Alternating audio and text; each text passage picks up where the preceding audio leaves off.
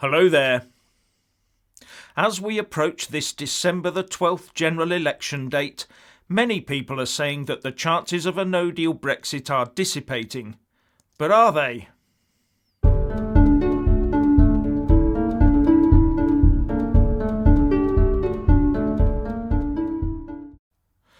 Now, just to be clear, the law as it stands at the moment is that the UK leaves the European Union under both UK law and EU law in 79 days' time at 11 p.m. on the 31st of January 2020, deal or no deal.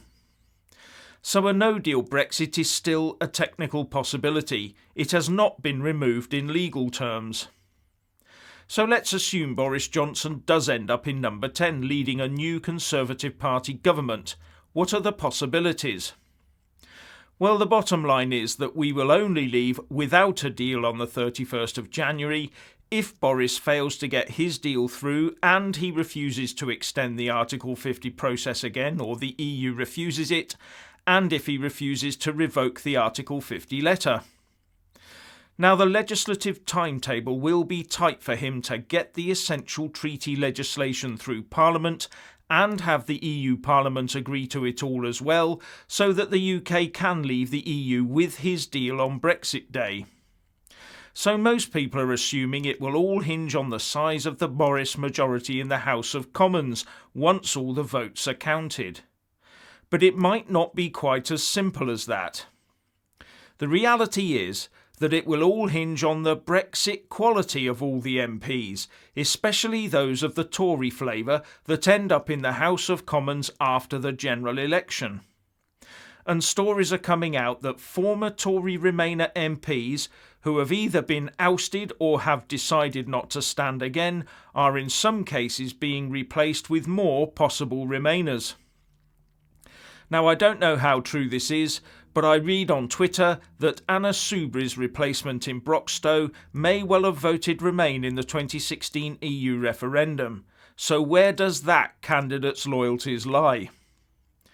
And the trouble is that we will have no real idea until all the nominations are in, accepted and published by the local returning officers. It is at that point that we will start to uncover what sort of Brexit government the Tories could realistically form. And forget politicians' promises, they mean diddly squat. And if the bulk of them are, as is normal in our two-party state, a rollover of the last lot, then you can understand my concerns. Especially if their number is increased by some new Remainers, closet or otherwise. Then there's the matter of the Tory manifesto. What will it say about a no-deal Brexit or about the future relationship negotiations with the European Union?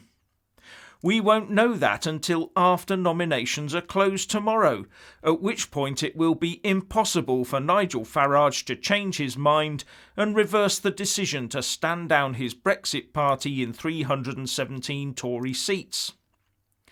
So we'd be stuck with whatever Tories got in, as probably the sole Brexit presence. And as I pointed out earlier, the overall Brexit quality of the Parliamentary Conservative Party might not be as high as some hope. And apart from the views of the PM, this is what will drive the likelihood of a no-deal Brexit occurring. And that will inevitably taint any cabinet team that Boris puts together. Is this when we start to see the heirs to Dominic Grieve, Oliver Letwin, Anna Soubry and Ken Clarke begin to make their presences felt? Will we see the Remainer-based opposition trying to form secret behind-the-scenes anti-Brexit alliances with them? Silly question. Will we have drained the swamp and changed politics for good? Another silly question. Now, I'm not saying they would try and openly stop Brexit on the 31st of January, but there may be enough of them to make sufficient noise to force Boris Johnson into at least a technical Article 50 extension to get his deal finalised and prevent that no-deal Brexit. And this could be quite significant. Why? because under the political declaration, the UK has to decide by June 2020 whether or not to extend the transition period beyond the 31st of December 2020. Therefore, any further Brexit delay would heighten the chances of that period being extended by another 2 years. So I'll leave it to you to decide if Boris, with a nice majority, decided it would be expedient to delay the Article 50 process a few weeks due to some supposed legislative problems over his treaty, with the repercussion of delaying the transition period beyond the end of next year as well. Now, on whatever date it is, the day the Article 50 period ends and the transition period commences, meaning we have legally exited the EU, far from every single Remainer in the UK shutting up shop, every single one of them will become an instant rejoiner, especially the likes of the SNP politicians. And every single one of them will be campaigning, and if they are MPs working, towards any future relationship treaty we have with the EU, and oh yes, it will be a treaty, that any post-Brexit treaty is as rejoin-friendly as it can be made. They will want as much alignment with the EU that they can get away with. And the more Tory Remainer MPs there are, the easier this task will be. And the easier it will be for a future government to put a Lisbon Treaty Article 49 submission into the EU for us to become full members once again. Is this possible after Boris promised a free trade deal with no political alignment? Oh yes, because Boris also promised that any MP that wanted to get involved in forming that post-Brexit treaty would be welcome to participate. It will be a parliamentary affair, not just government. But isn't Boris saying that he'll just get Brexit done and then we move on as a nation? He may say that, but the word Brexit is just current shorthand for the words independence and sovereignty. And independence and sovereignty are never assured without policies that actively pursue them. Independence and sovereignty are therefore never done and dusted. They have to be continually nurtured and protected by politicians that believe in the UK as a proper nation state. So after Brexit Day next year, whenever that actually turns out to be, the rejoiner MPs will be hoping to work in these committees and in the House to try and push the UK into a tight, parallel path alongside the EU until they identify that once-in-a-while shortcut route back in. They will work as hard as they can to limit our ability to follow our own independent path that could cause our rules to diverge away from those of their beloved European Union. This will cover everything from agriculture to fisheries to tax policy, as well as foreign and defence policy.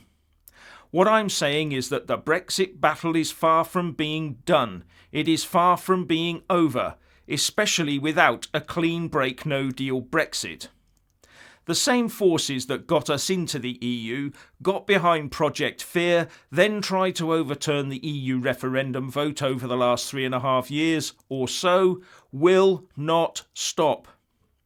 They will view our departure as a minor setback in their short to long-term plans and continue to drive towards a united EU superstate that includes the UK. And we must recognise that the rejoin push will never, ever stop. We must be eternally vigilant and always ready to act in the defence of our national sovereignty at all levels.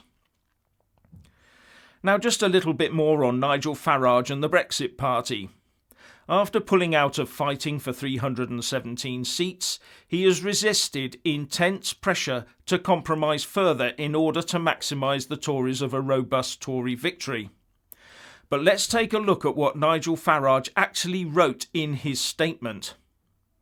Now that the Prime Minister has said we will not extend the transition beyond 2020, and he will go for a Canada-style free trade deal without political alignment, I have decided to put country before party and not oppose Boris Johnson. And those last 4 words are the key. It is an unqualified statement. It does not say, in the 317 seats the Tories won in the last general election, does it?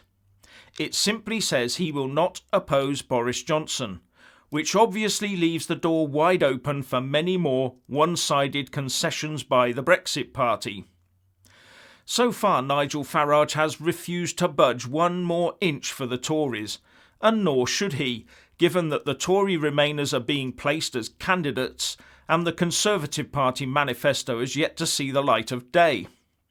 But candidate nominations close at 4 p.m. tomorrow afternoon, which is also the deadline for candidates to be pulled, so let's wait and see. And now the despite Brexit section. Consumer price inflation fell from 1.7% in September to 1.5% in October. And the ONS says the largest downward contribution came from electricity, gas and other fuels as a result of changes to the energy price cap, as well as from furniture, household equipment and maintenance, and recreation and culture, with slight upward pressure coming from rises in clothing and footwear prices. As a result, there is speculation that an interest rate drop by the Bank of England could be on the cards soon. Anyway, what do you think? Please share and comment, and thank you for watching.